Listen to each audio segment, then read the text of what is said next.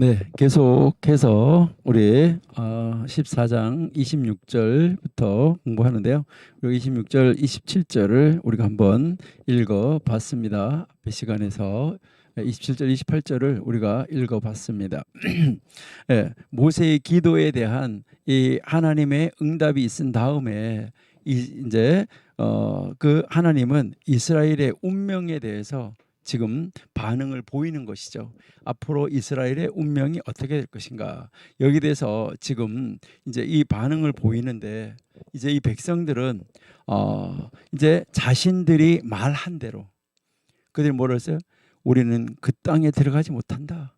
가면 밥이 된다. 이렇게 이야기를 했어야 되는데 그들에게 먹잇거리가 된다. 그들에게 잡아먹힌다라고 이야기를 했었는데 그 정탐자들이 그리고 백성들이 자기 자신들이 말한 대로 약속의 땅에 들어가지 못하고 광야에서 참 안타깝게 죽게 되는 이 모습을 우리가 알 수 있습니다. 그래서 그들은 결국 40년 동안 광야에서 이제 생활해야 했고 방랑자가 되어야지만은 됐었다 하는 것을 우리가 알 수 있어요. 33절 한번 보세요. 예, 너희 자녀들은 너희의 패역한 죄를 지고 너희의 시체가 광야에서 소멸되기까지 40년을 광야에서 유리하는 자가 되리라라고 지금 말씀하고 있는 것이죠. 이렇게 백성들은 40년 동안 바로 자신들의 죄악을 짊어짐으로써 이제 하나님이 불쾌해 하신 이유를 이제 알게 되는 것이죠. 그러니까 그 40년 동안 계속해서 이제 자신들의 이 죄악의 짐을 짊어지고 가는 것을 우리가 알 수 있다 하는 것이죠. 34절입니다. 예. 그러니까 너희가 그 땅을 탐지한 날수 40일의 하루를 1년으로 환산하여서 그 40년간의 너희가 너희의 죄악을 질지니 이 죄악의 짐을 짊어지는 것이죠. 너희가 나의 잃어버림을 알리라 하셨다 하라라고 지금 말씀하는 이 안타까운 모습을 우리가 볼 수 있는데요. 그러니까 여기서 하나님이 불쾌해 하신 이유를 우리에게 가르쳐 주고 있다. 이렇게 이제 보시면 되겠죠. 그러니까 다시 말해서 이제 그 정탐한 사람들 중에 악평을 퍼뜨렸던 그 아주 나쁘게 평가했던 이 10명은 재앙으로 죽었다 하는 것을 알 수 있어요. 37절 보세요. 예, 그 땅에 대하여 악평한 자들은 여호와 앞에서 재앙으로 죽었고 이 자연사하지 않고 재앙으로 죽었는데요. 그리고 여기서 의심하지 않는 것은 의심할 여지조차 없다 하는 것을 우리에게 이제 확실하게 가르쳐 주는 이제 이 말씀이 28절 29절이에요. 다시 올라가서 한번 읽어 볼게요. 28절 29절. 28절 29절. 자, 그들에게 이르기를 여호와의 말씀에 나의 삶을 가리켜 맹세하노라. 너희 말이 내 귀에 들린 대로 내가 너희에게 행하리라. 아까 우리가 한번 읽었었죠? 29절. 예, 너희 시체가 이 광야에 엎드러질 것이라. 너희 20세 이상으로 계수함을 받은 자 곧 나를 원망한 자의 전부가 다 이제 죽게 된다. 그러니까 여기에서 지금 우리에게 가르치는 것은 28절, 29절은 하나님의 심판 선언에서 아주 주요한 그러한 성경 구절이죠. 여기에서 하나님의 이 선언이라는 이 표현을 통해서 이제 그 심판 선언의 심각성, 하나님이 선언하신 거예요. 그리고요, 하나님의 이 굳건한 의지, 하나님이 이렇게 하시겠다라는 하나님의 의지를 드러내 보여주신 것이죠. 그러니까 하나님의 그러한 그 의지대로 이스라엘 백성이 하나님께 말한 그대로 이스라엘 백성들이 하나님 앞에 뭐 이렇게 된다고 말한 정탐자들이 말한 그대로 행하시겠다라고 하나님이 선언을 하신 것이죠. 놀라운 것이죠. 그러니까 백성들이 원하는 대로 하나님께서 그렇게 해줄게 이렇게 말씀하신 것입니다. 이거요. 그러기 때문에 우리 정말 조심해야지 되는 거죠. 어떤 의도로 말했든지 간에 백성들이 바라는 대로 백성들이 원하는 대로 그대로 이루어진 것입니다. 그러니까 우리는 정말 말할 때 굉장히 조심해야 된다는 것을 우리는 알 수 있습니다. 그렇기 때문에 실제로 이것은 하나님에 의해서 만들어진 결과가 아니다. 그들이 원하는 대로 하나님이 해주신 것이죠. 백성들이 이제 말한 대로 하나님이 이루어 주셨다는 것이죠. 우리 백성들의 이 말이 실제적으로 이루어진 것, 이것을 우리가 한번 보시자고요. 자, 14장 29절 다시 한번 보실게요. 29절 너희 시체가 이 광야에 엎드러질 것이라. 너희 20세 이상으로 계수함을 받은 자 곧 나를 원망한 자 전부가 다 죽게 될 것이다. 그러니까 백성들은 광야에서 죽기를 바랐어요. 자, 올라가 2절 한번 보세요. 14장 2절 쭉 올라가서 이스라엘 자손이 다 모세와 아론을 원망하여 온 회중이 그들에게 이르되 우리가 애굽 땅에서 죽었거나 이 광야에서 죽었다면 좋았을 것을 했잖아요. 그러니까 자기들이 그렇게 죽었으면 좋았을 것을 했는데 29절에서 뭐가 됐어요? 그대로 죽었어요. 그들이 원하는 대로. 29절 가보세요. 자, 이제 우리가 계속 29절 여러분 보는데, 자 29절 보시니까 뭐라고 말하냐면 이제 29절 너희 시체가 이 광야에 엎드러질 것이라. 너희 20세 이상으로 계수함을 받은 자 원망하던 자 전부가 다 엎드러질 것이다. 다시 말해서 그들이 원하던 대로 뭐가 된 거예요? 이루어진 것이죠. 자, 내려가 32절 한번 보실게요. 너희 시체는 이 광야에 엎드러질 것이요. 그러니까 그렇게 말씀하신 대로 다 됐다는 것이죠. 그 다음에 보시면 그들은 약속의 땅을 거절했어요. 아까 앞에 우리가 읽었어요. 3절에서 거절을 했는데 그 약속의 땅을 거절을 했는데 그들이 원하는 대로 허양된 것이 30절이에요. 자, 30절 한번 보세요. 30절 여분네의 아들 갈렙과 눈의 아들 여호수아 외에는 내가 맹세하여 너희로 거하게 하리라 한 땅에 결단코 들어가지 못하리라. 그러니까 3절에서 그들이 거역을 하였는데 그들이 거역한 대로 하나님께서 그대로 허용해버린 거예요. 정말 너무나 안타까운 모습을 볼 수 있어요. 그 다음 이제 3절 4절에서 그들이 이집트로 돌아가려고 했다라고 말했어요. 아까 우리가 읽었어요. 이집트로 돌아가려고 했다 그랬는데 지금 25절하고 30절을 보시면은 그들이 원하는 대로 됐어요. 자, 25절부터 볼게요. 아말렉과 가나안이 골짜기에 거하나니 너희는 내일 돌이켜 홍해 길로 하여 광야로 들어간다 했는데 30절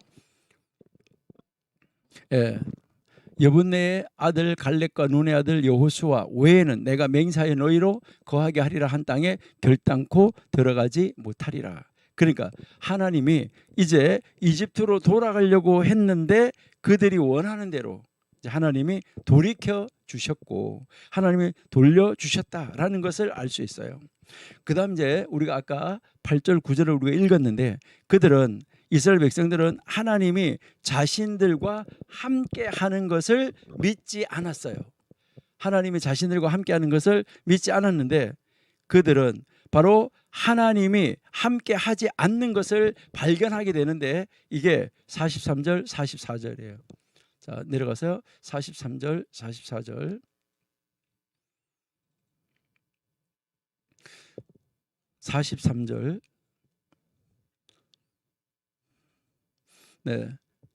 아말렉인과 가나안인이 너희 앞에 있으니 너희가 그 칼에 망하리라.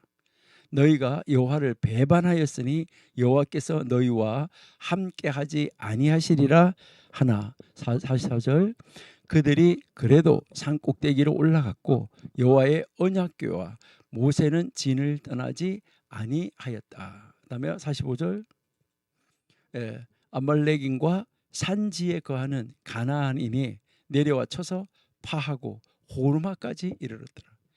거역하고 또 거역하고 또 거역하는 이 안타까운 모습을 우리에게 가르쳐주고 있다 하는 것이죠. 이것뿐만이 아니죠. 믿지 않는 백성들이 이제 하는 말이 믿지 않는 백성들이 늘 하는 말이 다른 방식으로 그대로 이루어져 가는 것을 우리에게 가르쳐주고 있습니다. 그들의 자녀들이 아까 우리가 3절에서 보니까 그들의 자녀들이 노획물이 되어서 포로가 되어서 고통을 받게 될 것이다 라고 했는데, 아까 우리가 읽었던 33절에서 자녀들이 자신들로 인해서 고통을 받게 된다라고 말을 하고 있습니다. 자녀들은 바로 약속의 땅에 들어가서 누리게 돼야 되는데 그렇게 하지 못하게 됐던 것이죠. 그들은 또 다른 지도자들을 원했었는데 그들이 원하는 대로 이루어져 가는 정말 안타까운 모습을 우리가 볼 수 있다는 것이죠. 그리고 그들은 이제 이 정탐한 40일이 또는 40년의 세월이 됐다는 정말 안타까운 이 모습을 우리에게 가르쳐 주고 있습니다. 여기서 오직 소수만이 상처를 입지 않고 살아남을 수 있었다는 것, 이것을 우리가 정말 이 성경을 읽을 때 눈여겨보아야지만 되는 것입니다. 나는 여기에 상처 입지 않고 말씀의 신뢰에서 믿음을 가지고 정말 남아있는, 상처 입지 않고 살아남아있는 나는 소수에 들어있는 신앙의 사람인가.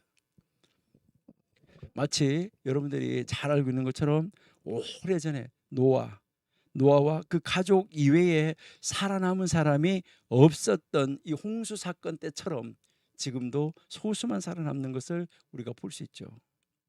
노아가 그 시대에 다수의 의견을 참고 견뎌야 했던 것처럼 지금 갈렙 여호수아도 적대적인 바로 백성들의 의견을 참고 견뎌내고 이겨야지만 됐습니다. 갈렙과 이 여호수아는 이 자신들의 이 긍정적 의견을 강하게 어필했음에도, 정말 주장했음에도 불구하고 백성들의 이 부정적인 의견과 대립하여서 돌에 맞아 죽을 뻔하기도 했었습니다. 노아는 하나님의 약속을 충실하게 신뢰함으로 자신에게 비꼬는 많은 사람들, 이런 사람들의, 그 시대 사람들의 모든 상황을 극복할 수가 있었습니다. 마찬가지로 이 여호수아하고 이 갈렙도 자신들을 대항하여서 적대심을 품은 바로 원수들이 아닌 자기 백성들을 극복할 수가 있었다 하는 것을 성경은 우리에게 가르쳐 주고 있습니다. 그래서 결국 이제 이 땅을 정탐했던 이 40일이 40년으로 바뀌어지는, 1년이 하루가 1년으로 바꿔지는 정말 안타까운 이 죄를, 이들이 40일 동안 정탐한 죄를 40년 동안 짊어지게 됐다는 것이죠. 그것이 바로 하나님을 실망시킨 것이라는 거죠. 하나님을 실망시킨 결과가 얼마나 큰가 하는 것을 우리에게 다시 한번 가르쳐 줍니다. 우리 34절 다시 한번 읽어보실게요.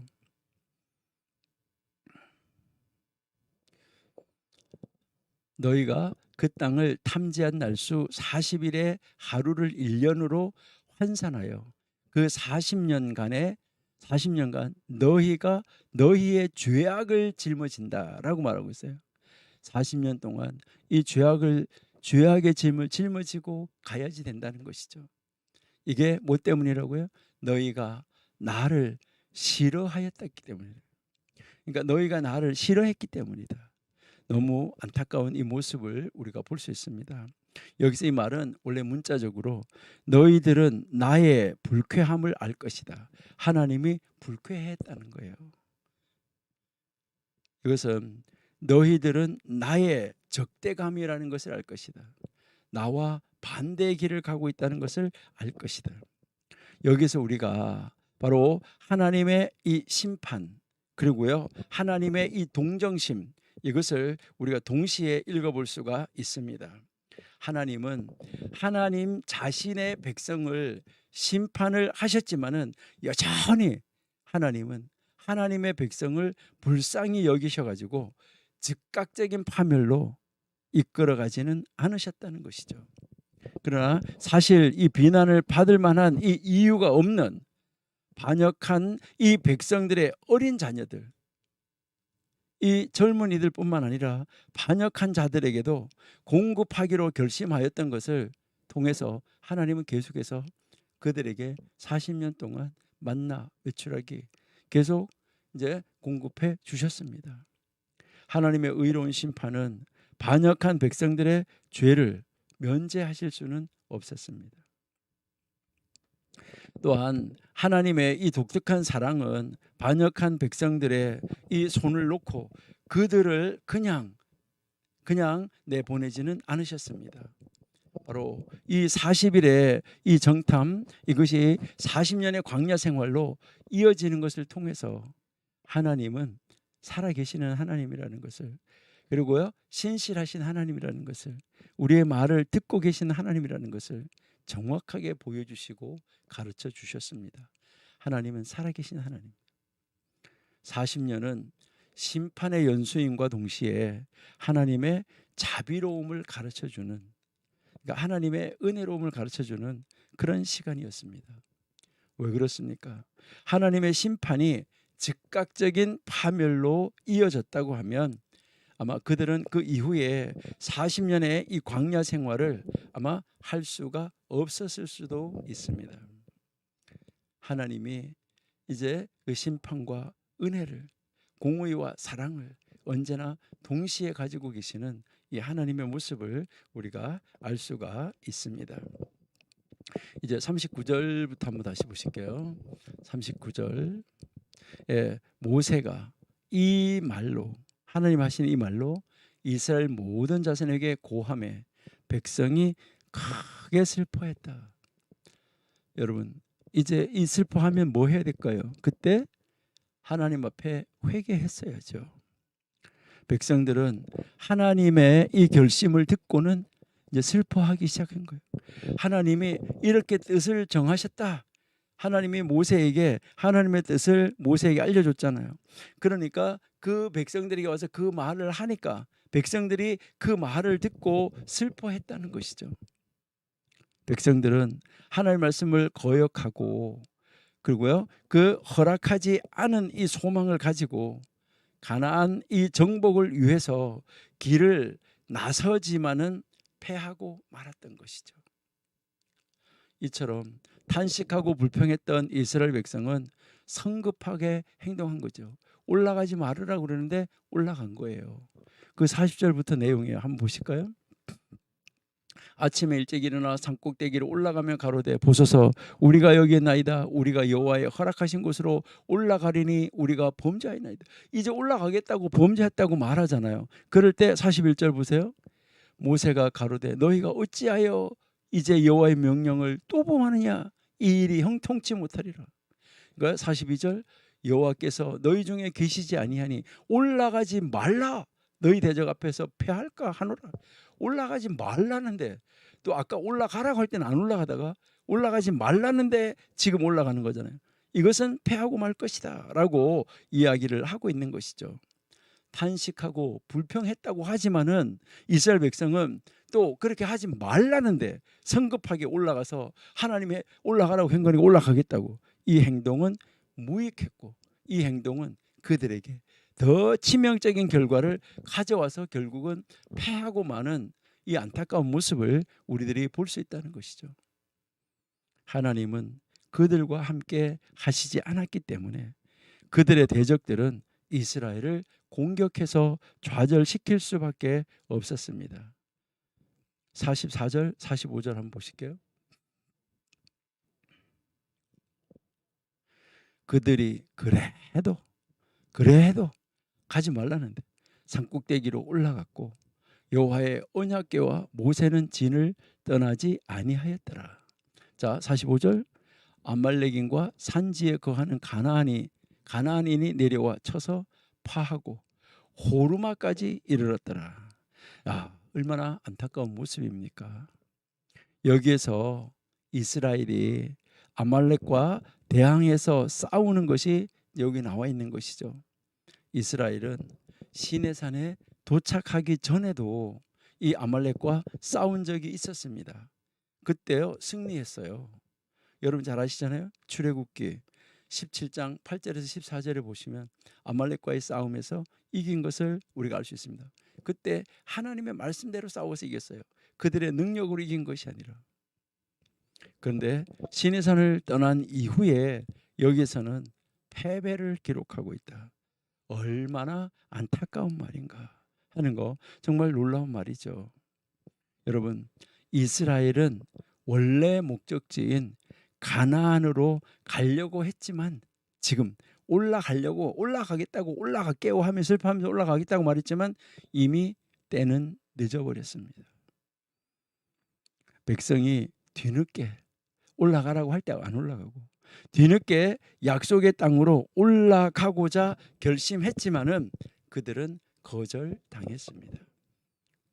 이 짧은 사건은 정탐자 이야기 전체의 이 메시지를 강조하고 있는 것입니다. 여러분, 이스라엘은 여전히 하나님을 심각하게, 정말 하나님을 신중하게 그 하나님을 바라보지 않고 하나님께 임명한 대표자, 바로 하나님의 그 중보자, 이스라엘 백성과의 그 중보자인 모세, 이 모세의 말에 귀를 기울이지 않았어요. 모세가 올라가지 마라 했는데 그 말을 듣지 않았어요. 얼마나 안타까운 모습입니까? 이제 그 백성들은 교육을 받을 때까지 이제 가나안 땅에 들어가지 못할 것입니다. 그리고 그 일이 이루어지기까지 이제는 세월이 쫙 밀려가 버린 거, 40년이나 걸리게 되는 이 안타까운 사건을 우리는 너무나 잘 알고 있습니다. 이제 백성들은 분명히 하나님이 함께 하시는 것과 함께 하시 않는 것의 차이를 이들이 이제 경험하게 되어진 것이죠. 43절 한번 보세요. 43절. 아말렉인과 가나안인이 너희 앞에 있으니 너희가 그 칼에 망하리라. 너희가 여호와를 배반하였으니 여호와께서 너희와 함께 하지 아니하신다. 그러니까 여기에서 하나님이 함께 하시는 것, 출애굽기 17장에서 이겼어요. 하나님이 함께 하시지 않는 것, 패배했어요. 그러니까 하나님이 함께 하시는 것과 하나님이 함께 하시 않는 것의 차이가 엄청나다. 이거는 삶과 죽음이다. 이것을 이들에게 가르쳐 준 것이죠. 이것은 하나님이 우리와 함께 하시려고 하시지만 우리가 하나님을 거절할 때 하나님은 또한 우리를 거절할 수 있다는 것을 우리에게 경고해 주고 있습니다. 우리가 하나님의 능력을 무시할 때 우리는 우리가 무시한 대로 하나님의 도움이 없이 무능력한 삶을 살아갈 수밖에 없다. 패배할 수밖에 없다. 이것을 우리에게 가르쳐 주는 것이죠.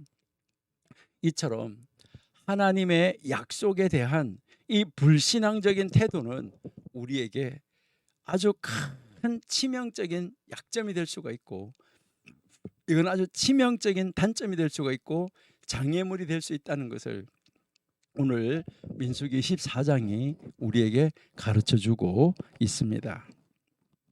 우리 이 민수기 14장을 다시 한번 전체적으로 묵상해 보시면 아마 좋을 것 같습니다.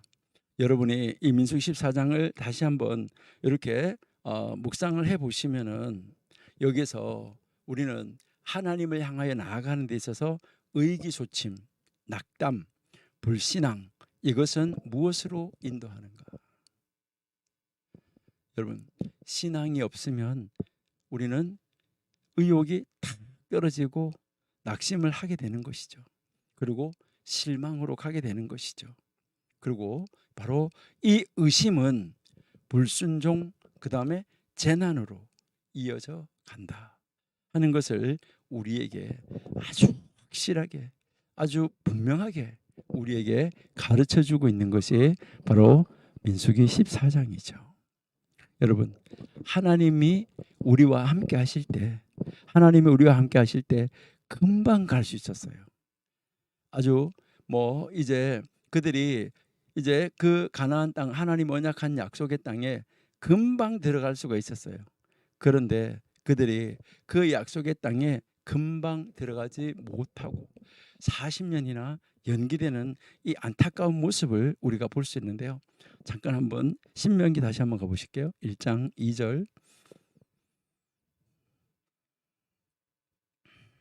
네, 호렙산에서 세일산을 지나 가데스 바네아에까지 10하루길이라.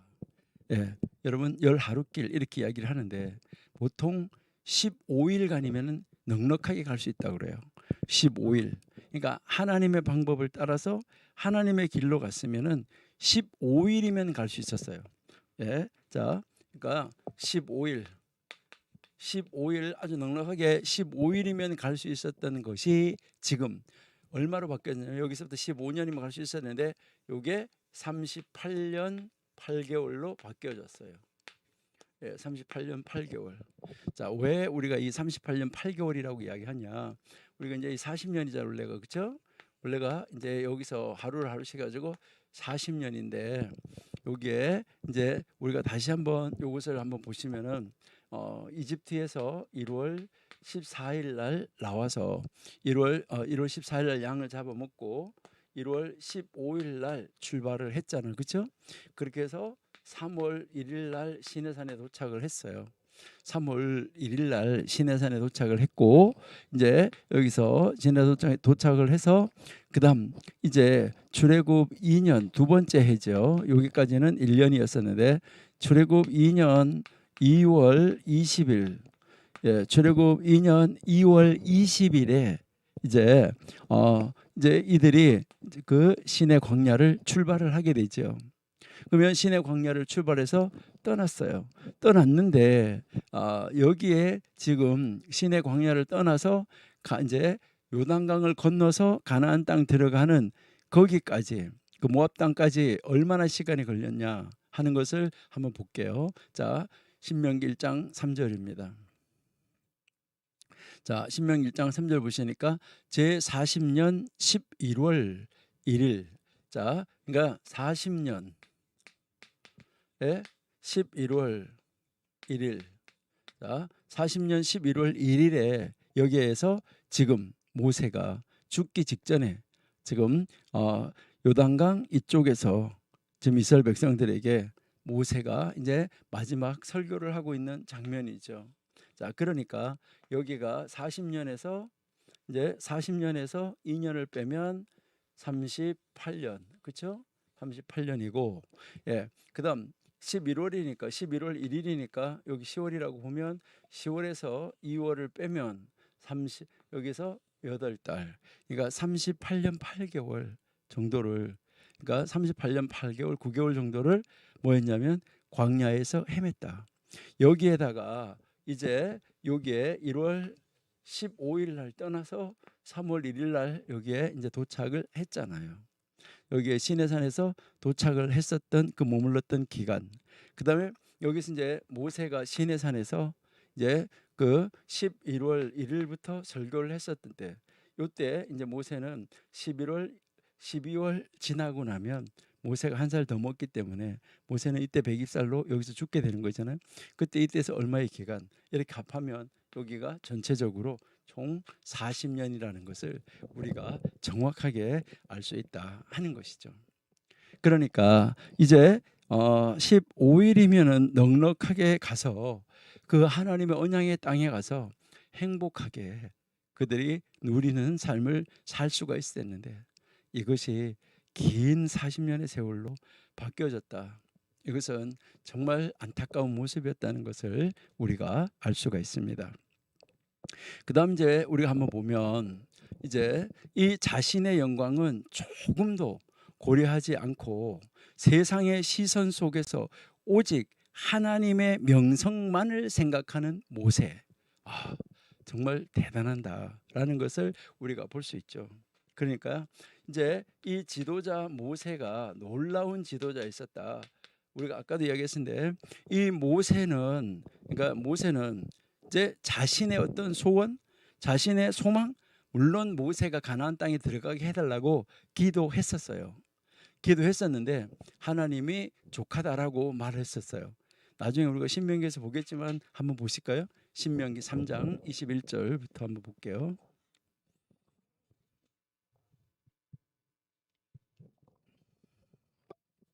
1장 21절 죄송합니다. 3장 21절이요. 맞아, 미안해요.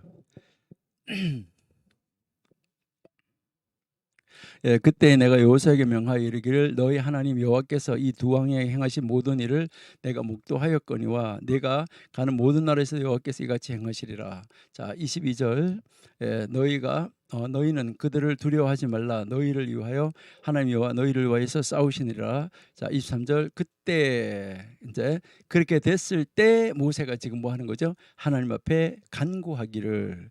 자, 그렇게 되어 있는 상황에서 하나님 앞에 모세가 간구했다는 거예요. 그러니까 하나님이 싸우리라고 다 설명한 다음에 그때 이제 가나안 땅에 들어가 차지하라. 그렇게 하고 난 다음에 이제 모세가 하나님 앞에 기도했어요. 이제 기도하는데 자, 뭐라고 기도했나 보세요. 24절 주 여호와여 주께서 주의 크심과 주의 권능을 주의 종에게 나타내시기를 시작하였사오니 천지간에 무슨 신이 능히 주의 행하신 일 곧 주의 능력으로 행하신 일같이 행할 수 있으리까. 25절 구하옵나니 이제 기도하는 거죠. 나로 건너가게 하사 요단강 건너가게 해달라는 거예요. 가서 요단 저편에 있는 아름다운 땅, 아름다운 산 레바논을 보게 하옵소서. 그러니까 모세도 가나안 땅, 그 언약의 땅, 젖과 꿀이 흐르는 땅 보고 싶었던 거예요.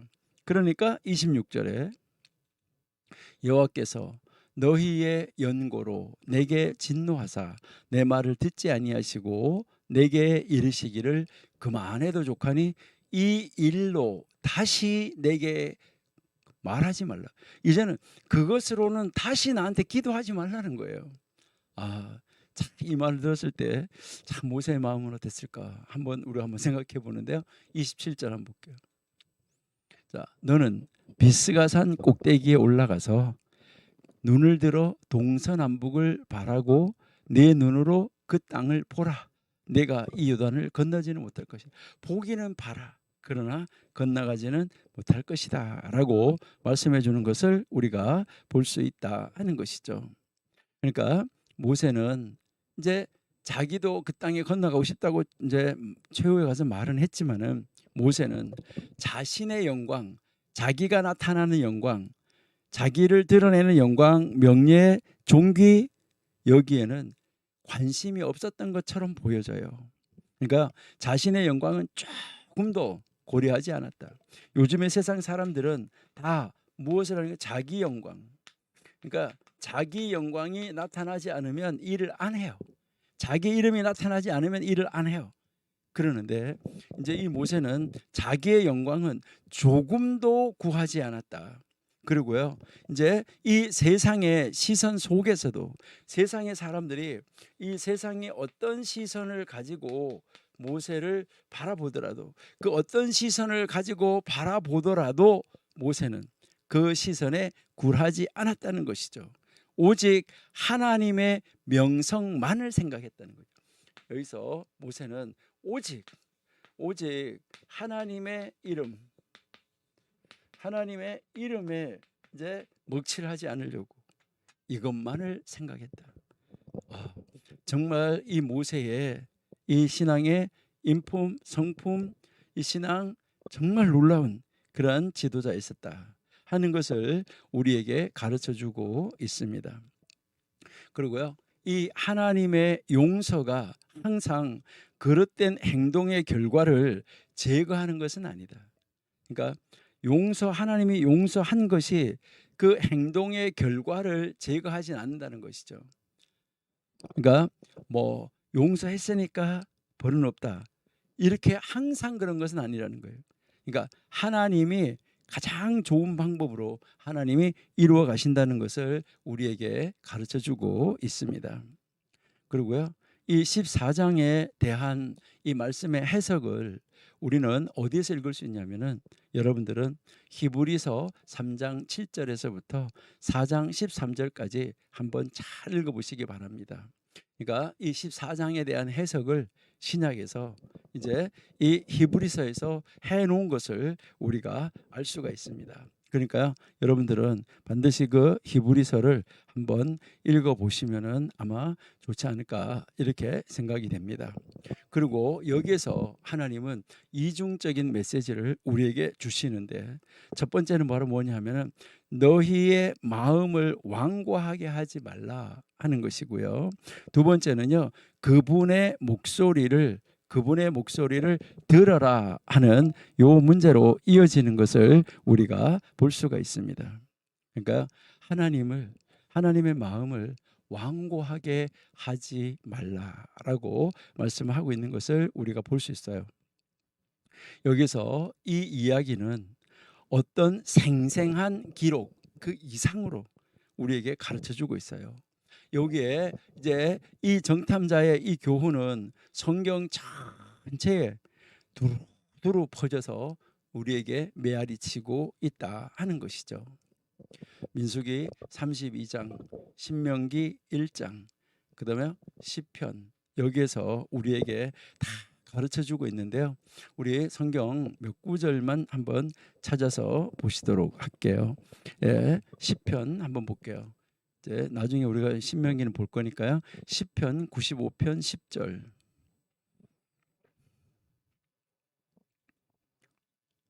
내가 40년을 그 세대로 인하여 근심하여 이르기를 저희는 마음이 미혹된 백성이라 내 도를 알지 못한다라고 지금 말씀하고 있죠. 그리고요, 시편 106편 24절 한번 보실게요.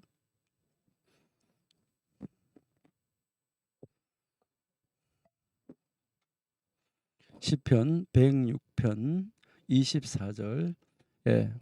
너희가 낙토를 멸시하며 그 말씀을 믿지 아니하고, 예, 또 25절 저희 장막에서 원망하며 여호와의 말씀을 청종하지 아니하였도다.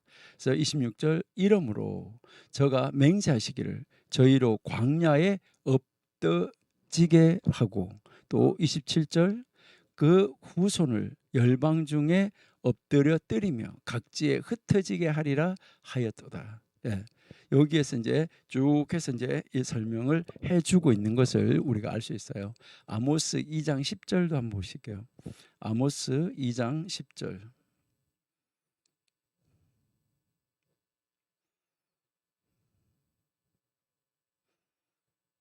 아모스 2장 10절.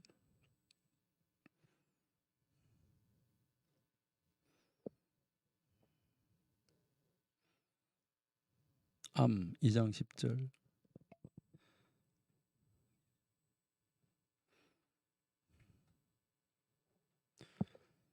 예, 내가 너희를 애굽 땅에서 이끌어 내어 40년 동안 광야에서 인도하고 아모리 사람의 땅을 너희로 차지하게 하였고, 또 그다음에 너희 아들 중에서 선지자를, 또 너희 청년 중에서 나시르 사람을 일으켰나니 이스라엘 자손들아 과연 그렇지 아니하냐? 이는 여호와의 말씀이다라고 말씀하죠. 예, 5장 25절도 한번 보실게요. 아모스 5장 25절.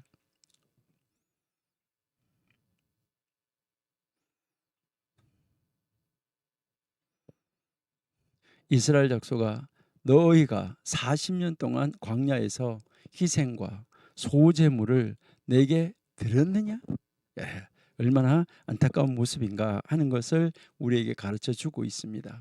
그리고요, 오늘 수업 끝나고 고린도전서 10장하고 히브리서 3장 4장은 반드시 한번 읽어보시면은 이제 여기 민수기 14장 여기에 대한 주석처럼 우리가 이해할 수 있다 하는 것인데요. 여기에 우리 12절하고 14절을 한번 읽어볼게요. 히브리서 3장 12절 14절.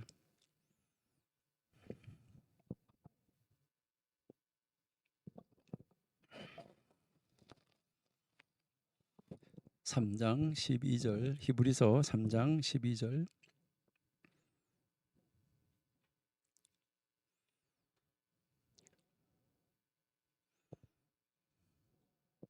예, 형제들아 너희가 삼가 혹 너희 중에 누가 믿지 아니하는 악심을 품고 살아계신 하나님에게서 떨어질까 염려할 것이요. 자 13절 오직 오늘이라 일컫는 동안에 매일 피차 권면하여 너희 중에 누구든지 죄의 유혹으로 강팍해 됨을 면하라. 자, 14절. 우리가 시작할 때에 확실한 것을 끝까지 견고히 잡으면 그리스도와 함께 참여한 자가 될 것이다 라고 여기서 우리에게 가르쳐 주고 있습니다. 여기서 우리에게 가르치는 것은 누구든지 살아계신 하나님을 떠나려고 하는 바로 불신의 마음을 품지 말라 하는 거예요. 불신의 마음을 품지 말라. 이것은 우리가 처음에 확신한 것을, 하나님 앞에 신뢰한 것을, 아브라함에게 언약한 것을, 그 확신한 것을 끝까지 굳게 잡으면 그리스도와 함께, 이제 그리스도와 함께 나누는 이 사람들이 될 것이다라고 우리에게 아주 분명하게 가르쳐 주고 있는 것을 우리가 볼 수 있습니다. 이건 조금 길지만 한번 읽고 넘어가는 게 좋을 것 같아요. 여러분 나중에 3장, 히브리서 3장, 4장, 이제 고린도전 10장 읽어 보시는데, 우리 히브리서 이제 3장 위로 올라가서 8절부터 한번 읽어 볼게요. 8절.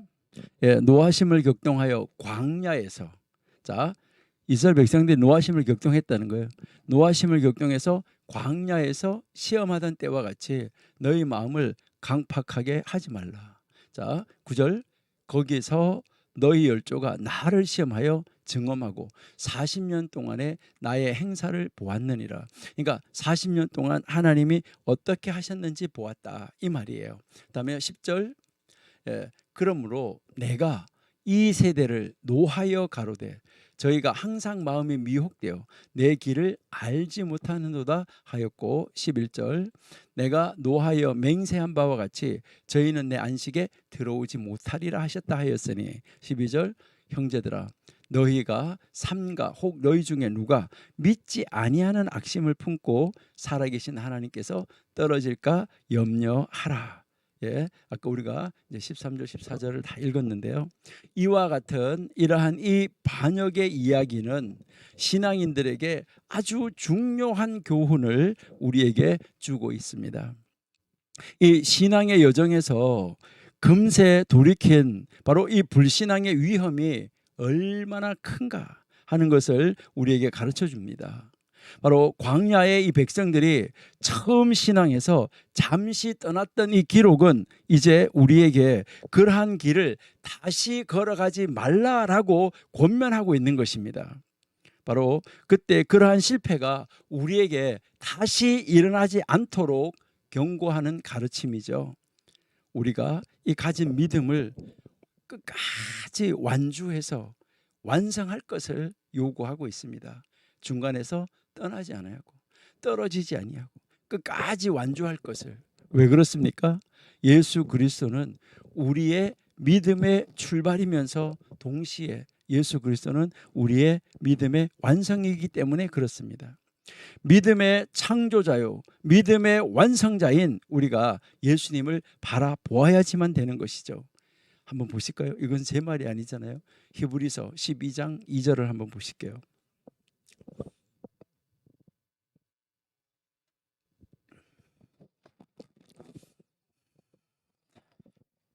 믿음의 주요 또 온전케 하시는 이인 예수를 바라보자. 저는 그 앞에 있는 즐거움을 위하여 십자가를 참으사 부끄러움을 개의치 아니하시더니 하나님 보좌 우편에 앉으셨느니라. 예. 믿음의 주요 온전케 하시는 바로 시작이요 끝이신 우리 예수님을 바라봐야지만 되는 것이죠. 그렇기 때문에 오늘날 우리 이제 현대 우리 신앙인 우리는 그리스도에 의해서 새롭게 출발한 이 믿음의 이 여정이 그리스도 안에서 완성되어야 된다 하는 것을 가르쳐 줍니다. 그래서 이제 우리는 불신앙으로 얼룩진 지난날의 이 여정을, 그 지난날 이스라엘 백성들의 모든 여정을 교훈 삼아서, 바로 이 광야의 이 여정을 교훈 삼아서 우리가 지금 영적인 가나안 천국으로 향하여 가는 이 광야 생활, 광야의 이 여정에서 우리는 실패하지 아니하고 떨어지지 아니하고 끝까지 승리해 가는 놀라운 이 믿음을 소유한 정말 하나님과 함께 걸어가고 행동하는 우리 멋진 신앙인이 되어야지 되겠다 하는 것을 우리가 한번 생각해 볼 수가 있습니다. 예, 이제 15장으로 한번 넘어가 보겠습니다. 민수기 15장.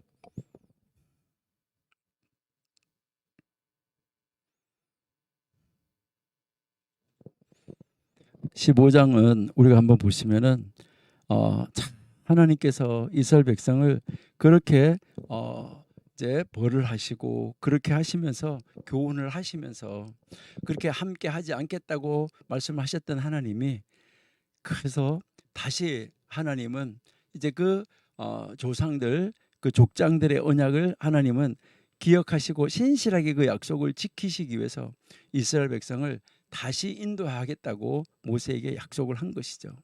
그렇게 하고 지금 하나님은 이제 너희가 이제 어떻게 제물을 드려야 되는지 이 제물에 대한 지시사항, 다시 정결하게 돼야 되는 이 지시사항을 하나님이 가르쳐 주고 있습니다.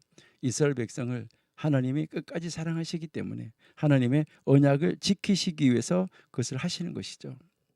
광야에서 지낸 바로 이 38년이라는 이 기간이 지금 여기에서 시작을 하고 있는 것이죠. 이집트에서 시내 광야까지 이 여정이 이스라엘을 위한 하나님의 계획의 일부분이었는데, 이스라엘이 광야에서 보낸 이 방랑의 횟수는 전적으로는 하나님의 뜻과는 상관이 없는 일이었다는 것, 이것이 정말 중요한 것입니다. 그들이 정탐꾼을 보내지 아니하였으면 그랬을 리가 없죠. 그러니까 이것은 바로 이 광야에서 보낸 이 38년 8개월의 이 기간은 철저하게 불신앙으로부터 왔기 때문이다라는 것을 우리에게 가르쳐 주는 것이죠. 이제 이 민수기 15장에서 25장까지는 바로 이 긴 기간에 대해서 우리가 가지고 있는 모든 지식을 우리에게 제공해 주는 장이죠. 우리는 지금 광야에서 무슨 일이 있었고 어떤 일이 있었고 한 것을 우리는 민수기 15장에서 25장에 그 내용을 가지고 그때 어떤 일이 있었는지를 우리는 알고 있다는 것이죠. 이 기간 동안에 하나님은 바로 침묵의 베일을 던지신 반면에 이제 이 옛 세대는, 그러니까 이제 그 출애굽 1세대는 죽어갔고 이 새로운 세대는 훈련을 받으면서 이 38년에 8개월 거의 39년을 보내게 되는 것이죠. 이 유일하게 기록된 이 역사적인 사건이 16장인데요. 이 시간과 장소에 대해서 어떠한 언급도 없습니다. 이 기간에 대한 암시는 신명기 8장에서 우리가 알 수가 있고 여호수아서 5장이나 에스겔 20장이나 아모스 5장, 사도행전 7장에서 우리가 알 수가 있습니다.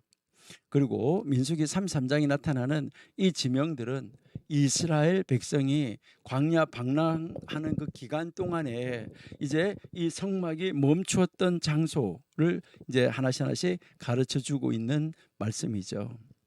특별히 이 15장은 이 무익한 기간의 끝이 있다는 것을 예견을 하고 있고, 가나안 땅 안에서 어떻게 살아야 되는지 이제 다시 이제 하나님께서 그 언약의 땅 가나안 땅으로 인도할 것이라는 것을 가르쳐 주신 다음에, 그리고 이제 이들이 반역을 하는 사건이 있은 다음에 다시 하나님은 데려가지 않겠다고 말씀하셨는데 다시 데리고 갈 것이라고 약속을 하시고, 이제 가나안 땅에 들어가서 어떻게 살아야 하는지에 대한 교훈을 여기서부터 전해주고 있다. 이것은 하나님의 정말 큰 사랑을 우리가 알 수 있다 하는 것이죠.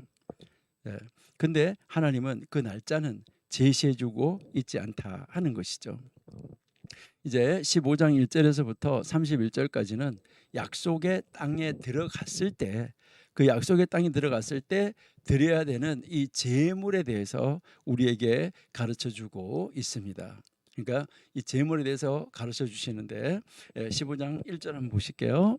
자, 여호와께서 모세에게 일러 가라사대 2절 이스라엘 자손에게 고하여 그들에게 이르라 너희가 내가 주어 거하게 할 땅에 들어가서, 그다음에 3절 여호와께 화제, 번제, 서원을 갚는 제나 낙헌제나 정한 절기제에 소나 양으로 여호와께 향기롭게 드릴 때에는 이렇게 예물을 드리라. 그러니까요, 이제 그 가나안 땅에 들어갔을 때, 약속의 땅에 들어갔을 때 어떻게 제물을 드려야 되는가, 이것을 지금 가르쳐 주고 있다는 것이죠. 그러니까 지금 여기서는 하나님께서 주시겠다는 땅에 들어갔을 때 드려야 할 제사, 제물에 대한 가르침을 준다는 이야기는 하나님이 이제 이스라엘 백성을 용서하고 그 오랜 기간을 방랑은 해야 되지만 그들이 말한 대로 이제 죽어야 될 사람은 거기서 죽어야 되지만은 이제 하나님께서는 언약대로 약속의 땅에 들어갈 거다, 데리고 가겠다, 함께 하겠다라고 말씀을 주시고 있는 이 약속을 지키고 계시는 하나님이라는 것을 우리에게 보여주는 것이죠. 그러니까 그 약속을 지키시면서 그 땅에 들어가서 제물을 드릴 때 이렇게 제물을 드려라 라고 말씀하는 것이죠. 또 이것과 더불어서 하나님께서 모세에게 말한 이 모든 명령을 부지 중에, 그러니까 알지 못하는 가운데 지키지 못하거나 고의로 지키지 않았을 때 어떻게 해야 되는가, 이것도 우리에게 가르쳐 주고 있다 하는 것이죠. 그러니까 하나님은 이제 거기에 갔을 때 실수하고 잘못하고 이렇게 했을 때는 어떻게 해야 되는지를 가르쳐 주고 있다는 것이죠. 여기에서 우리가 한번 볼 것은 부지 중의 죄는 속죄가 가능하다. 주제넘게 잘못 행한 사람, 고의적인 이 죄를 범한 이 속죄는 아마 속죄가 어렵다, 이제 이렇게 이야기를 하는데요. 우리 먼저 30절 31절 한번 보실게요. 먼저 30절 31절.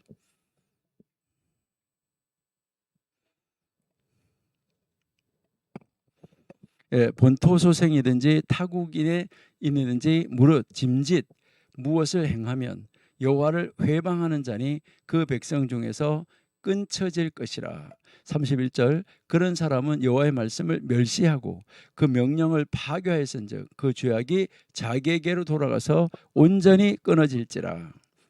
그러니까 여기서 이제 그 잘못한 거, 주제넘게 잘못한 사람, 고의적인 행악자, 고의적인 행위자, 이런 사람은 속죄가 없다, 이것을 우리에게 보여주고 있어요.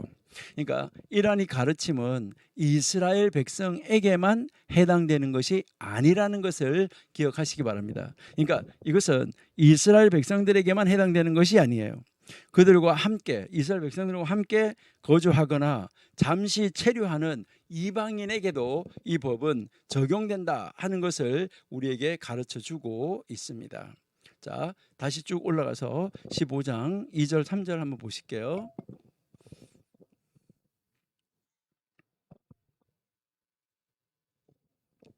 자, 2절. 이스라엘 자손에게 고하여 그들에게 이르라. 너희가 내가 주어 거하게 할 땅에 들어가서. 3절. 여호와께 화제나 번제나 서원을 갚는 제나 낙헌제나 정한 절기제에 소나 양으로 여호와께 향기롭게 제사를 드릴 때라고 지금 말씀을 하는 것이죠. 여기에서 이제 너는 이스라엘 자손에게 말하여 이르라 라고 여기서 지금 말씀을 하고 있는 것을 우리가 알 수 있습니다. 여기에서 우리가 이제 주목해 봐야 되는 단어가 2절에 시작하는 단어인데, 내가 너희에게 준 너희들의 거주지. 자, 2절 한번 보세요. 이스라엘에게 고하여 이르라. 내가 주어 거하게 할 땅, 이렇게 되어 있는데 이 말이 바로 내가 너희들에게 준 너희들의 거주지, 이게 히브리어 성경으로는 제일 앞에 나오는 것입니다. 그러니까 내가 너희들에게 준 너희들의 거주지 라고 지금 말하고 있는데요. 여기에서 하나님은 이스라엘의 미래를 말씀하시는 거예요. 비록 14장에서 땅과 관련해서 불순종한 바로 이스라엘의 이 잃어버린 미래를, 완전히 잃어버린 미래죠. 미래가 깜깜해졌어요. 들어가지 못한다, 이렇게 줬지만은 하나님은 여기서 멈추지 않고 이제 다시 시작하는 모습을 우리에게 가르쳐 주고 있습니다. 그런 점에서 바로 요 말씀은 이스라엘에게 희망을 보여주는 희망의 메시지였었어요. 특히 여기서 그 땅을 이스라엘의 거주지로 확증시켜 주는 거예요. 내가 주어 거하게 할 땅이라고 그랬는데 이것이 바로 이제 무엇을 이야기하냐 하는 것이죠. 너희에게 준 너희들의 거주지라고 말하고 있잖아요. 그러니까 내가 너희들에게 준 너희들의 거주지, 이것은 정확하게 그 땅을 이스라엘에게 거주지로 탁 찍어서 확정시켜 주고 있는 거예요. 하나님은 이미 미래를 다 내다보시고 그 땅을 확정시켜서 너희 땅이야, 너 거주지야 라고 딱 확정 지어주는 것을 우리에게 가르쳐 주고 있습니다. 그래서 하나님은 이스라엘의 미래다라는 것이죠. 여러분, 하나님은 이스라엘의 미래다. 여러분, 여기서 여러분 반드시 느끼셔야 되는 것은요, 하나님은 우리의 미래입니다. 그리고요, 하나님은 나의 미래입니다. 이거 확실하게 하셔야지 돼요. 이것은 다시 말해서 이스라엘 백성들 그들의 미래만을 말하는 것이 아니라는 것입니다. 오늘날 하나님을 믿는 사람들에게도 하나님은 미래다. 그러니까 하나님은 나의 미래다라는 것이죠. 그런데 여기서 우리가 조심해야 될 것이 바로 무엇입니까? 우리의 미래인 하나님을 모독하는 거, 이거 큰일 난다는 것입니다. 자, 쭉 내려가서 30절 31절 한번 보실게요.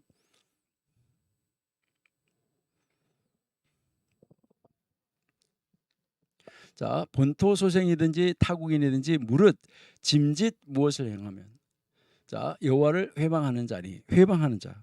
예. 자, 31절, 그런 사람은 여호와의 말씀을 멸시하는 자, 그런 사람은 하나님의 명령을 파괴하는 자, 그 죄악이 자기에게로 돌아가서 온전하게 끊어진다. 이 말은 무슨 말이에요? 고의적으로 죄를 짓는 사람, 이것을 말하는 것이죠. 여기서 고의적으로 하는 말은 이제 높이 든 손으로 죄를 짓는다는 말인데, 그러니까 높이 든 손, 이 높이 든 손으로 죄를 짓는다 하는 말, 이 말은 고대 근동의 문학 작품이나 고대 근동의 그림을 보면 팔을 이렇게 펼쳐서 오른손을 드는 것은 일반적으로 힘과 능력을 상징하는 것입니다. 성경에서도 강한 손, 편팔이라는 이 유사한 형태가 성경에서 나타나긴 합니다. 하나님께서 이스라엘 백성을 이집트에서 이끌어낸 것을 묘사할 때 이 말씀이 나오는 것을 볼 수 있는데요. 한번 보실까요? 신명기 4장 34절.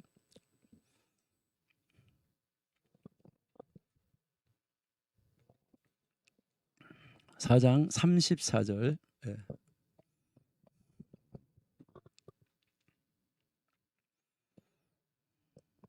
어떤 신이 와서 시험과 이적과 기사와 전쟁과 강한 손과 편팔과 크게 두려운 일로 한 민족을 다른 민족에게서 인도하여 낸 일이 있느냐라고 말씀하고 있는 것을 볼 수 있죠. 그다음에 5장 15절 한번 보실게요. 신명기 5장 15절.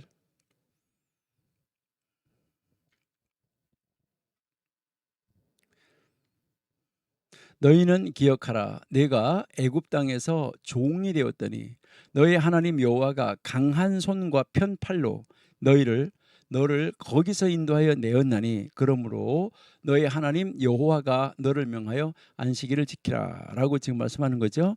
자, 신명기 26장 8절 한번 보실게요. 신명기 26장 8절.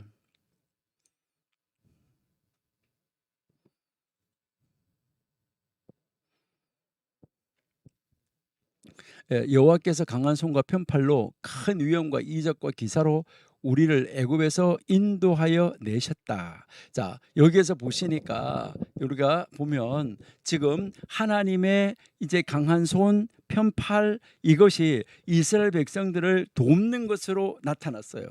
자, 그런데 이와 똑같은 어구가 이스라엘 백성들이 이집트에서 탈출할 때 이제 이 하나님의 강한 손과 편팔이 이집트 사람들에게는 어떻게 했었나? 요거 우리 다시 한번 볼게요. 출애굽기 14장 8절. 출애굽기 14장 8절. 예, 여호와께서 애굽 왕 바로의 마음을 강팍하게 하셨으므로 그가 이스라엘 자손의 뒤를 따르리니 이스라엘 자손이 담대히 나아갔다. 자, 그러니까요. 이제 이 하나님의 강한 손 강제 이 편팔이 나타나 가지고 이제 그 바로에게 이제 그 애굽 왕 바로의 마음을 강팍하게 하니까 이스라엘 자손들의 그 뒤를 따라서 이스라엘 자손이 다시 따르니까 이스라엘 자손은 담대하게 나갔다라고 지금 이야기를 하고 있는 것을 볼 수가 있습니다. 민수기 33장 3절도 한번 보실게요. 민수기 33장 3절.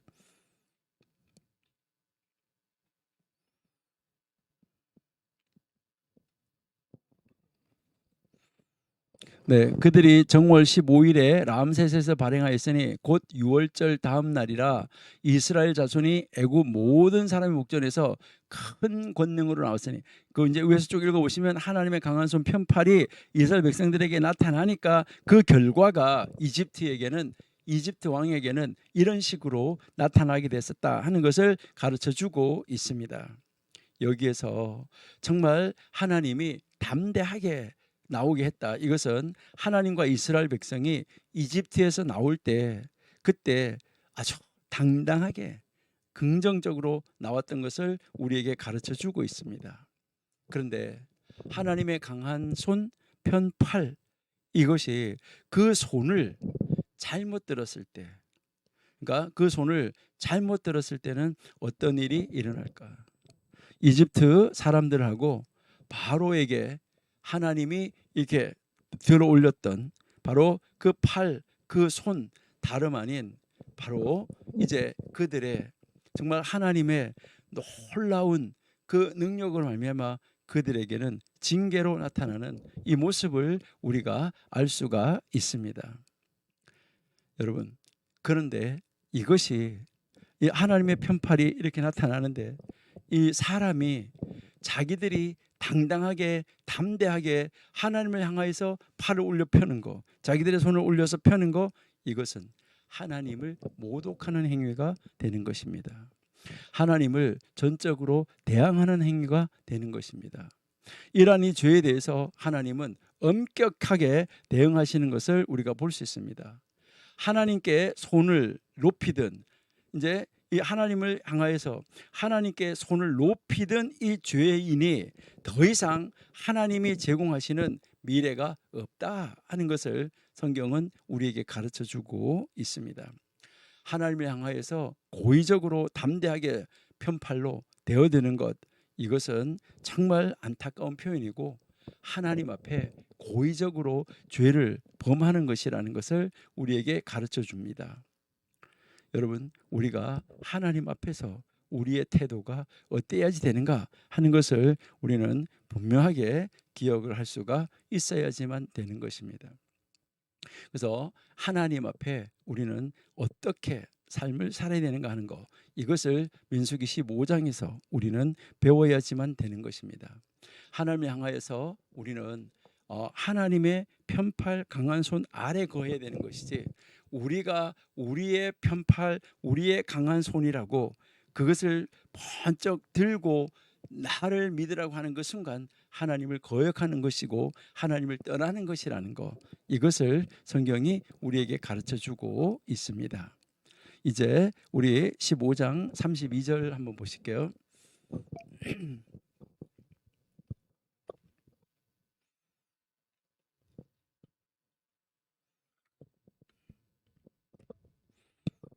민수기 15장 32절.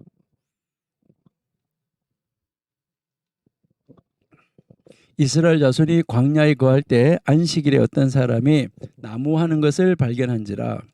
33절. 그 나무하는 자를 발견한 자들이 그를 모세와 아론과 온 회중의 앞으로 끌어왔다라고 지금 말을 하고 있죠. 광야에 있을 때죠. 지금 광야에 있을 때 안식일에 나무를 주워 모은 사람이 이제 있었던 거예요. 안식일에. 그런데 그에 대해서 하나님은 죽음의 심판을 선고하였다라고 말씀을 하고 있습니다. 자, 죽음의 이제 그 선고를 했다라고 말하는데요. 자, 민수기 15장 36절 내려가 볼게요. 온 회중이 그를 진 밖으로 끌어내고 돌로 그를 쳐 죽여서 여호와께서 모세에게 명하신 대로 하였다라고 지금 말씀하고 있습니다.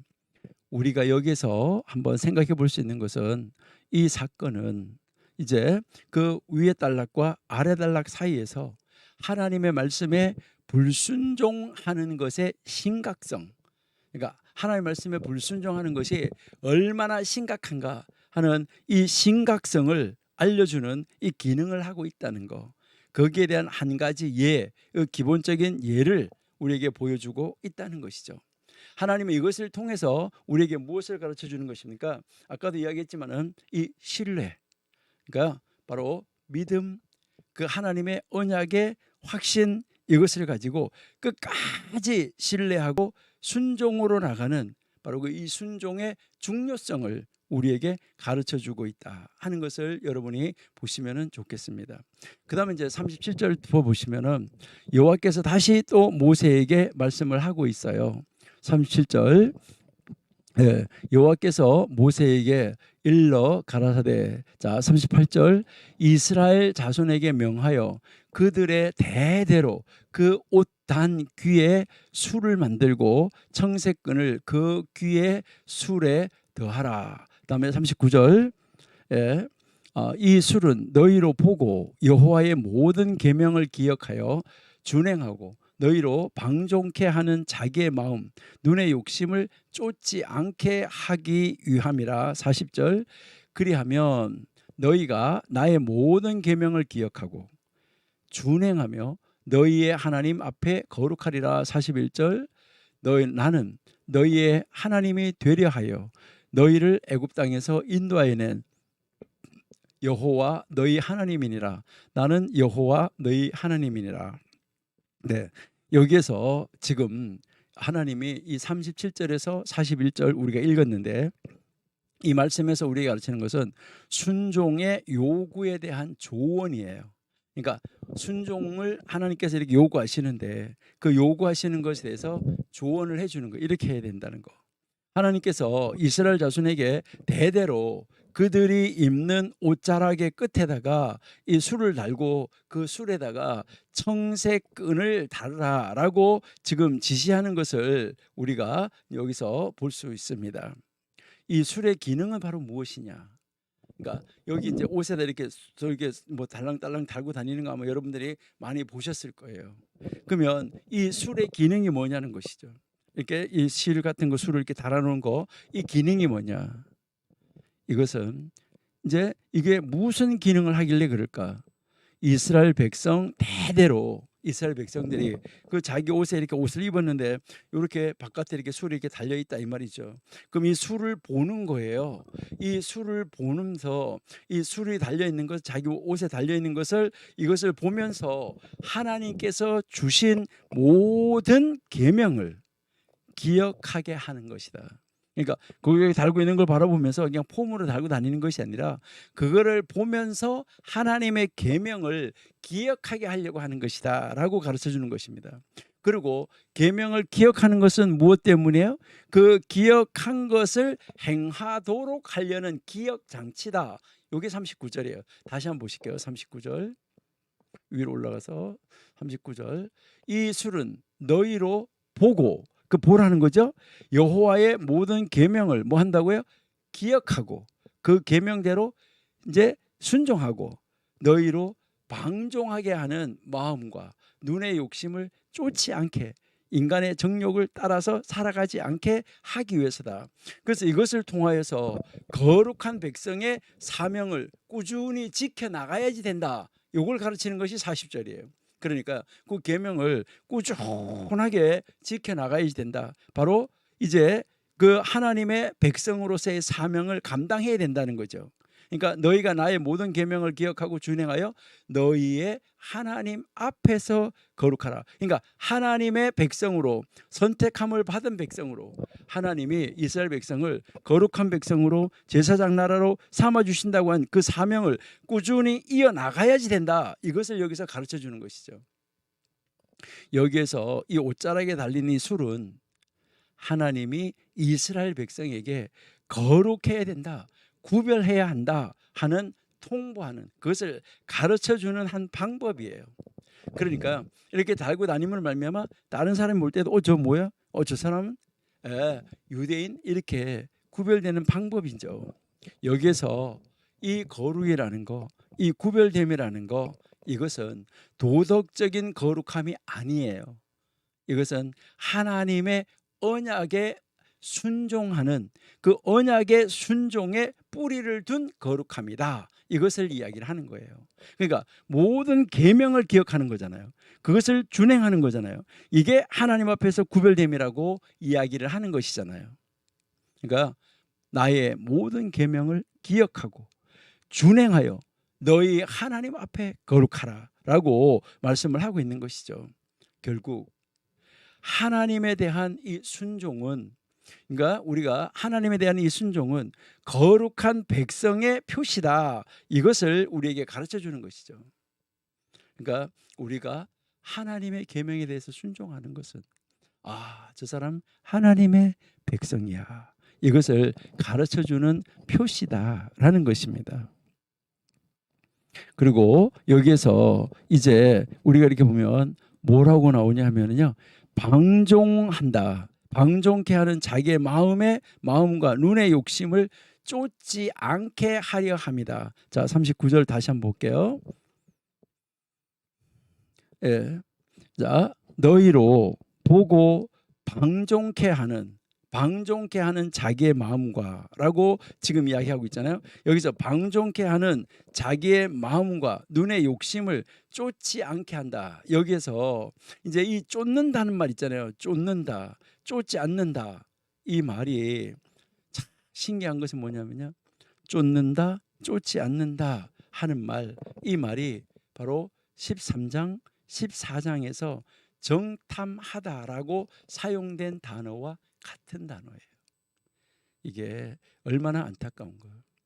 이 단어는 조사하다, 정탐하다, 찾다, 이런 의미를 가지고 있는 단어입니다. 또는 행동하다, 이런 말로 사용되는 단어예요. 여기서 이 단어는 바로 하나님이 계시하신 것을 쫓기보다는 그들이 가지고 있는 변덕스러운, 그 조석간에 변하는 그 변덕스러운 감정, 그 변덕스러운 감각을 따라서 행동하는 것을 의미하는 거예요. 그거 따르면 안 된다는 거예요.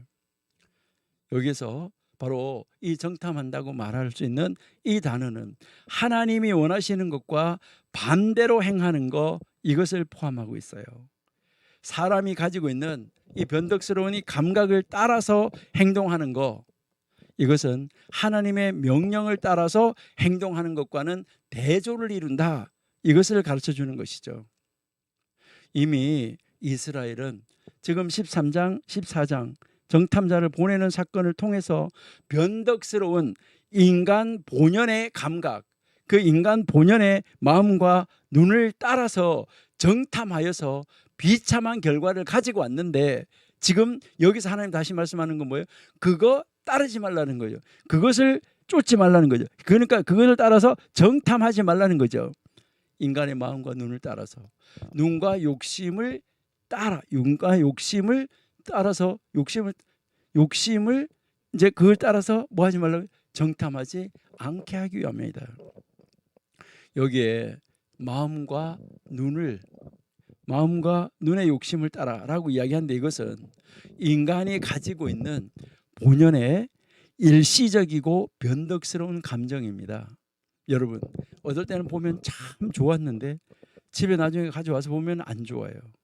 여러분, 그러기 때문에 어떤 물건을 살 때도 한 번에 딱 보고 사는 것이 아니라 우리는 굉장히 일시적이고 그 옆에 듣는 사람, 옆에서 설명해 주는 그 사람에 따라서 우리가 이렇게 우리가 영향을 받아 가지고요, 너무너무 조석간에 변하는 것이 아니라 일주에도 몇 번씩 변하는 거예요. 그러니까 일시적으로 변덕이 너무너무 많은 거예요. 그러니까 우리 본연의 일시적이고 이 변덕스러운 감정을 따라서 하면 안 된다는 거예요.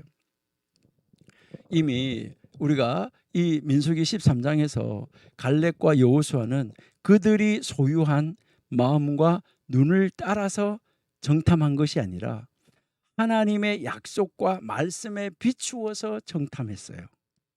그러나 나머지 10명은 그들이 소유한 그들의 마음과 그들의 눈에 보이는 그 눈으로 정탐을 했어요. 그래서 비참한 최후를 맞이하였습니다.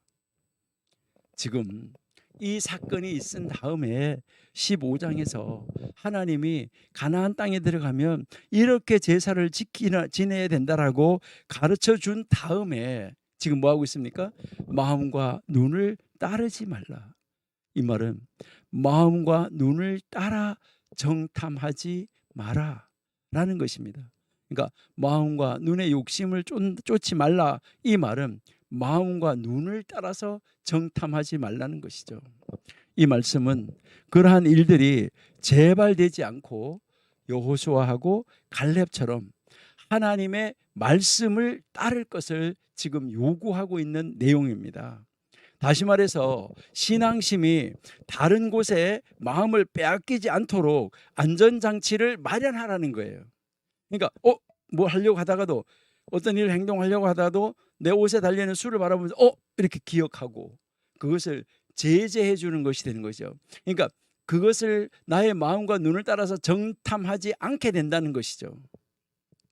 그러니까 그거에 대한 안전장치였다는 거예요. 그래서요, 이제 음행하는 너희들의 마음과 눈을 따라 정탐하지 말라는 바로 이 부정적인 명령과 하쉐임의 모든 계명을 기억하고 그 하쉐임의 모든 계명을 행하라 하는 이 긍정적인 명령을 통해서 이스라엘은 거룩한 백성이 되어야지 된다, 이것을 가르쳐 주고 있는 말씀입니다. 우리가 정말 여기서 이 13장과 14장 이 두드러진 바로 이 정탐이라는 단어, 이 동사의 연결이 바로 우리에게 가르쳐 주는 것은 무엇일까? 그것은 정탐자들이 정탐했던 정탐했던 것과 하나님께 불순종하는 난잡한 이 선교를 우리가 이스라엘 백성들에게 어떤 영향력을 줬나, 이것을 우리에게 가르쳐 주고 있습니다. 그러니까 그 13장 14장에서 그들이 정탐했던 거나 이 난잡한 이 선교가 이스라엘 백성을 어떤 길로 이끌었는가, 어떤 나쁜 길로 이끌었는가, 이것을 우리에게 보여주는 것이죠. 그들은 하나님을 신뢰하지 않고 이제 순종하지 않는 자리로 나갔었는데 이제는 그렇게 정탐하지 말라는 것이죠. 하나님을 신뢰하고 순종하는 것을 배우는 것이 필요하다, 이것을 우리에게 보여주고 가르쳐주고 있다 하는 것입니다. 이것은 바로 인식적이고 감정적인 능력을 통해서 이 진행되는 것과 같은 이 감각적인 지각으로서가 아니라 신앙을 통해서 모든 것을 정탐해야지 된다. 그러니까 신앙을 통해서 모든 것을 이루어 나가야지 된다, 이것을 우리에게 보여주고 있다고 여러분들이 알고 믿고, 우리도 현대를 사는 우리도 어떻게 해야 되겠습니까? 그런 자리로 나갈 수 있는 우리가 되어야지 되겠다. 그러니까 하나님이 왜 이 15장에서 이제 제사를 가르친 다음에 그 13장 14장에 나오는 그 단어를 여기서 다시 동원하면서 이것을 말씀하고 있을까요? 우리는 하나님 앞에 산다고 하는 것이 무엇을 따라서 정탐하면서 살아야지 되나? 어떻게 하면 나는 하나님을 더 잘 기억을 하고 계명을 더 잘 기억하고 계명을 더 잘 순종하고 계명을 더 잘 지킨 자리로 나갈 수 있을까? 이것을 가지고 우리는 모든 것은 나의 감정이나 어떤 것을 통해서가 아니라 신앙을 통해서 모든 일을 판단하고 정탐하고 결정하고 이루어야지 된다. 이것을 우리에게 가르쳐 주는 것이 민수기 15장이에요. 자, 여기에서 우리는 민수기 15장에서 다시 한번 전체적으로 우리가 한번 생각해 보면 믿는 자들의 불순종에 대한 이 슬픈 결과, 우리는 다시 한번 생각해 보셔야 돼요. 여러분, 믿는 사람들의 이 불순종, 자, 하나님을 믿는다고 하면서도 그래도 여기서 우리가 뭐라고 하냐면 하나님도 이해하실 거야. 여러분, 하나님이 우리에게 요구하시는 것은 하나님이 요구하시는 것을 우리가 이룰 수 있기 때문에 요구하시는 것인데 우리는 그것을 하지 않고 있으면서도 내가 이렇게 하는 거 하나님이 이해하실 거야. 이거 말이 안 되는 것이죠. 예, 믿는 자들의 불순종. 요즘에도요. 다른 사람을 비판하면서 이거는 내가 하는 것이 아니고 다른 나는 아주 의의 편에 서서 진리에 서서 자기가 하나님이 되어가지고 교만해서 자기를 바라보지 못하고 비평하고 판단하는 이 모습이 바로 믿는 자의 불순종의 모습입니다. 너무너무 안타까운 현대도 이런 사람들이 많이 있다라는 것이죠. 그리고 15장에서 또한 우리가 한번 묵상하고 생각해 볼 것은 하나님의 가르침을 주의 깊게 고수해야지 된다 하는 거예요. 하나님의 말씀에 딱 붙어 있어야 되는데 우리가 이 하나님의 교훈, 하나님의 가르침, 하나님의 계명 여기에 아주 주의 깊게 여기에 붙어 있어야 돼요. 매달려 있어야 돼요. 그러니까 하나님의 말씀에서 떠나는 순간 문제가 생긴다. 그러다 보니까 기억할 수 있는 장치, 안전장치 같은 것도 마련하는 것도 좋다라고 이야기를 하는 것이죠. 이것을 우리에게 말씀하시고 계시는 것은 하나님의 이 가르침에서 떠나지 않는 것이 얼마나 중요한 거냐. 하나님의 말씀에서 떠나지 않는 것, 이것이 아주 중요하다는 것을 지금 강조해서 우리에게 가르쳐주고 있는 말씀이 민수기 15장입니다. 특별히 이제 이 32절에서 36절 우리 다시 한번 보실게요. 자, 32절 조금 올라가서 32절 32절에서 36절 한번 읽어볼게요. 이스라엘 자손이 광야에서 거할 때 안식일에 어떤 사람이 나무하는 것을 발견한지라. 너무 잘하는 거죠. 33절 그 나무하는 자를 발견한 자들이 그를 모세와 아론 온 회중의 앞으로 끌어왔다. 자, 왜 끌어왔어요? 자, 34절 왜 끌어왔냐면 어떻게 처치하는지 지시함을 받지 못한 고로 가두었다. 그러니까 데리고 왔는데 이것을 어떻게 처리해야 되는지를 모른 거예요.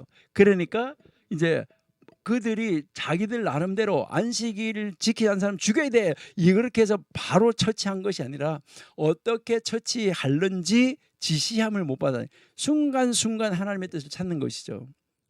요즘 같으면은 저런 사람은 죽여야 돼요. 이게 하나님의 뜻이에요. 성경 구절 어디 보면 이렇게 나와요. 이렇게 하면서 성경 구절 끌어내면서 막 해다는 악한 무리들을 우리가 볼 수가 있어요. 그러니까 어떻게 처치하는지 지시함을 받지 못했기 때문에 가두었다. 자, 35절 여호와께서 모세에게 이르시되 그 사람을 반드시 죽일지니 온 회중의 진 밖에서 돌로 그를 치라. 하나님이 모세에게 가르쳐 줬어요. 이제 어떻게 처치해야 되는지. 그러니까 36절 온 회중이 곧 그를 진 밖으로 끌어내고 돌로 그를 쳐 죽여서 여호와께서 모세에게 명하신 대로 하니라. 그러니까 하나님이 말씀하신 대로 했다. 이것을 가르쳐 주는 거, 이걸 우리가 볼 수 있는데요. 우리 히브리서 10장 31절 한번 보실게요. 히브리서 10장 31절.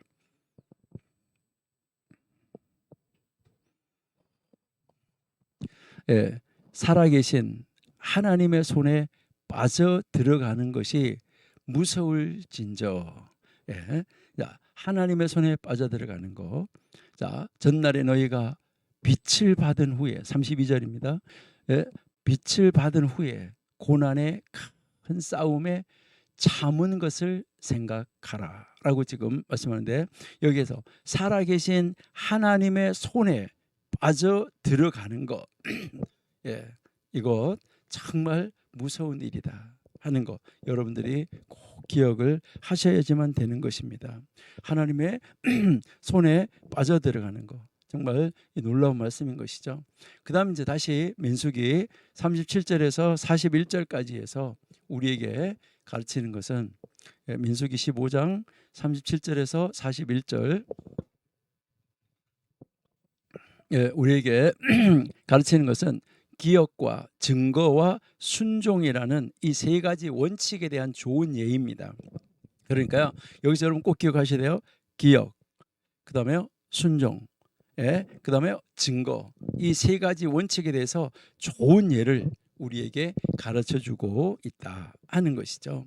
그러니까 이제 거기에 술을 달아서 만들어서 다는데 이제 그것을 술을 부고 하나님의 계명을 기억하고 순종하는 것이잖아요.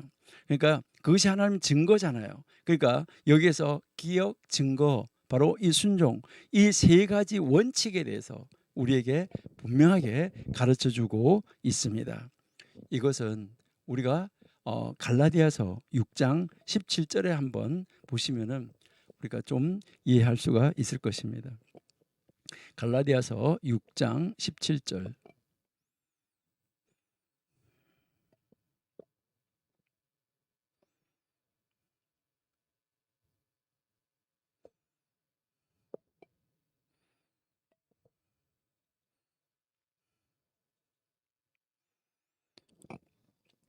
이후로는 누구든지 나를 괴롭게 말라. 내가 내 몸에 예수의 흔적을 가졌노라.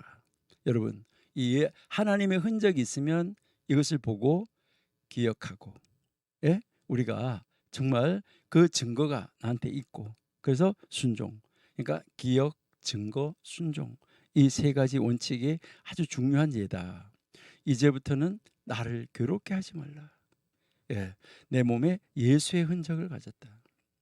우리가 14장에서 이제 그 이스라엘 백성들이 불평했던 그 이스라엘 백성들에게 임한 비극적인 심판의 이 선고, 하나님이 내리는 것을 우리가 바라봤습니다. 그러나 그것은 이제 하나님의 최종적인 목표이거나 바로 최후의 말씀은 아니었었어요. 20세 이상인 출애굽 세대에게 존재했던 바로 이 땅에 대한 희망은 사라졌지만은 그 자손들에게 희망은 여전히 존재하고 있었습니다. 결국 땅에 대한 희망을 하나님은 멈추지 않고 언약을 신실하게 이루어 가시고 계셨다 하는 것이죠. 이런 희망을 다시 한번 하나님께서 15장에서 다시 심어 주시는 것이죠. 너희는 가나안 땅에 들어갈 거야. 들어가면 이렇게 예배해. 근데 가서 기억해야 될 것은 이거야. 빠지지 마라는 것이죠. 그래서 하나님은 그 일을 실행하기 위해서 여전히 일하시고 계신다 하는 것을 우리에게 가르쳐 주는 것이죠. 하나님이 약속한 그 땅은 바로 가나안 땅은 언약의 땅이죠. 동시에 이스라엘 백성들이 거기 가서 생존할 땅이죠. 거주할 땅이죠. 그런데 그곳은 저절로 얻게 된 땅이나 돈으로 산 땅이 아닌 하나님께서 주신 땅입니다. 이것을 잊어서는 안 된다는 거. 이거를 계속해서 하나님은 가르쳐주고 있어요. 땅에 대한 약속은 철저히 하나님의 은혜로 주시는 선물이라는 것입니다. 그러면 그 땅에 들어간 사람들은 어떻게 해야 됩니까? 그 땅을 주신 하나님께 어떻게 해야 됩니까? 하나님께서 주신 땅에 들어가 사는 이런 사람들은 하나님께서 제공하신 이 가르침을 따라서 살아야 되는 것이 마땅하다는 것입니다. 이러한 요구를 하시는 하나님의 의도는 또 무엇일까? 하나님 왜 그것을 요구하실까? 다양한 답변이 있을 수 있겠지만은 오늘 우리가 공부하는 15장에서 우리가 주목해야 할 것은 그것을 통해서 하나님을 잊지 않도록 하는 것입니다. 그런 점에서 하나님의 말씀, 가르침은 그것을 분명하게 하나님이 명하신 하나님의 말씀을 기억하고 그분의 가르침을 지키는 수단이 된다는 것이죠. 그래서 그 땅에 살면서 얻게 되는 모든 것을 가지고 그러한 은혜를 베풀어 주신 하나님을 기억해야지만 된다는 것입니다. 만약 그 땅에서 하나님과 하나님의 가르침을 잊어버린다고 하면 그것은 결과적으로 하나님을 멸시하는 것이 된다는 것을 민수기 15장이 계속 가르쳐주고 있어요. 이것처럼 이 하나님이 약속한 약속의 땅은 삶과 하나님의 말씀과 관계에 대해서 우리에게 분명하게 가르쳐주고 있다 하는 것을 여러분들이 기억을 하셔야지만 되는 것입니다. 오늘날 우리가 사는 시대가 아무리 변화된 시대라고 하더라도 우리들 또한 하나님의 말씀 앞에 하나님의 말씀을 기억하고 하나님의 뜻을 이루는 자리로 나아갈 수 있어야지만 되는 것입니다. 우리는 우리 스스로 오늘 다시 한번 질문해 보시기 바랍니다. 우리에게 하나님은 과연 누구신가? 또 어떤 일을 하시는 분이신가? 여러분 스스로에게 질문해 보시기를 바랍니다. 바로 분명한 것은 그분이 바로 우리 하나님, 나의 하나님, 나의 하나님은 어떤 분이신가? 여러분 이것에 집중해서 하나님이 나에게 요구하는 것이 무엇인지 알고 그 말씀 속으로 더 깊이 빠져드는 하나님의 손에 빠져드는 여러분 되시기를 바랍니다. 하나님 감사합니다. 오늘도 함께 하심을 감사하며 우리 이제 하나님 말씀을 기억하고 하나님을 따르고 하나님의 말씀을 순종하고 하나님의 증거를 가지고 이 세상에서 이제 우리의 일시적인 감정, 우리의 일시적인 눈, 우리의 일시적인 마음에 따라 모든 것을 판단하고 결정하는 것이 아니라 신앙으로 모든 것을 정탐하고 결정하고 따르는 자가 되게 해 주옵소서. 예수님의 이름으로 감사하며 기도드립니다. 아멘.